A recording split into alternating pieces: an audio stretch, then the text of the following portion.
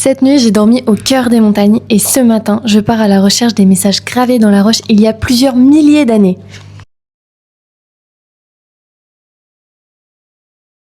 Hello, c'est Lise de Menton Riviera et Merveille et après une nuit en bivouac près du refuge des merveilles, je retrouve Guillaume, guide agréé de l'association Merveille Gravure et Découverte. Et aujourd'hui, il va nous aider à découvrir les secrets de cette vallée. Autour du mont Bégaud, des milliers de gravures ont été réalisées principalement entre la fin du néolithique et l'âge du bronze. La datation nous permet de dire que c'est le néolithique et c'est le moment où on commence à domestiquer les animaux, à faire de l'élevage.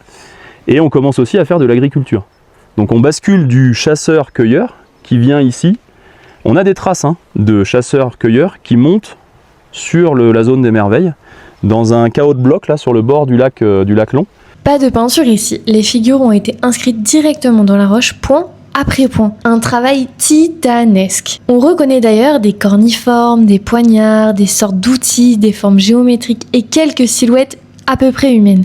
Mais comprendre leur signification est une autre histoire. On voit ça, qu'on est archéologue, on va essayer de décrire la gravure, mais sans donner d'interprétation. En fait, on observe beaucoup, mais on ne peut pas tout affirmer. Pourquoi graver ici dans cette vallée d'altitude au pied du mont Bégaud? Lieu de passage, territoire pastoral, espace symbolique ou sacré, la montagne conserve encore une partie de son mystère. Alors après avoir vécu cette expérience, je ne peux que vous recommander de prendre un guide pour mieux comprendre la vallée des merveilles. Et bien sûr, toutes les informations seront retrouvées sur notre site. Alors, prêt à remonter le temps ?